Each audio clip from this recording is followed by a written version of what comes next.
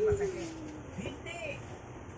Hinahin ko bigla, hindi na masakit. Taloy natin sinunod. Gusto ko yung mag-ipagtagaan kaya masubatan ako. Ay, tagaan. Bumuti ng Mas gusto mo pa makipagtagaan kaysa bunutin yung ngipin.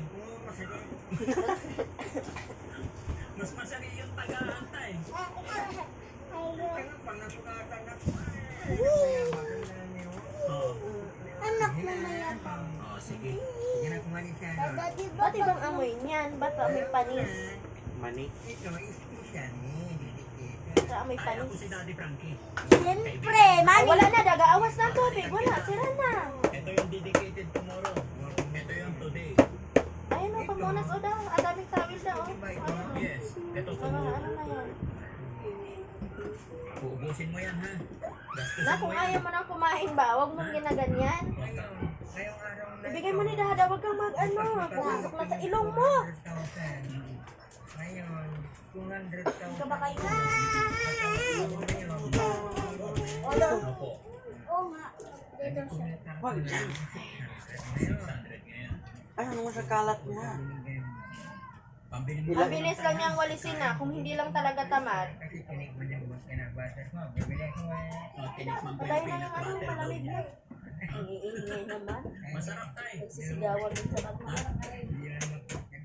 Galing sa mga nyo. No. Kasi mga kababayan, pag wala kang nakuha sa kanya, hindi siya tatanggap ng pera. Diba? Nakatandaan nyo yung unang punta natin, ayaw, bawal daw. Pero ngayon, may karapatan na siyang tumanggap kasi kinain ko yung sabi niya, kinain ko yung tinapay, tinikpan ko pa yung peanut butter. Kaya walang rason para tumanggi siya sa pera ko. So, after 3 days, balikan kita ulit tayo. Bibigyan kita ulit ng 400,000. Hindi. 400 dito. 400 pesos na. Ay, kasi pa. Ito dapat na ba? Kasi nga ba mo pa rin? Kasi kailangan niya. Buti tayo, hindi sumasakit yung ngipin.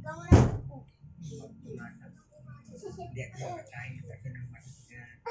Wala na yung ulo mo. Pero Go, ano ba? mas maganda yan tayo pag nabunot na yan lahat para Si Mr. K. Miranda. isang Si sakitan Mr. na lang. James de la Serna po. Ganyan. James de la Serna po yung tito ng anak ko. Si Binmar. Tito po niya ay si Mr. Kim Miranda. Sino si Kim Miranda? Si Kim. James de la Serna po yung tito ng anak ko po. Maganda tayo, ano gusto mo dalhin kita sa doktor, ipabunot natin. Hindi mo mararamdaman yan, lagyan ng anesthesia para wala nang sakit. Bawal. Bawal. Bawal. Si Miranda na. Bakit?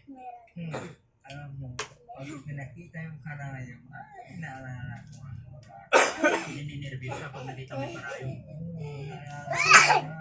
Naalala mo yung lula mo. Nagmana ka sa lula mo.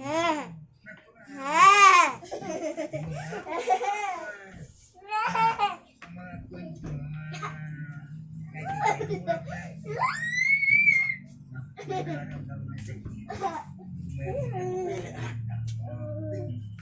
Balian mo na.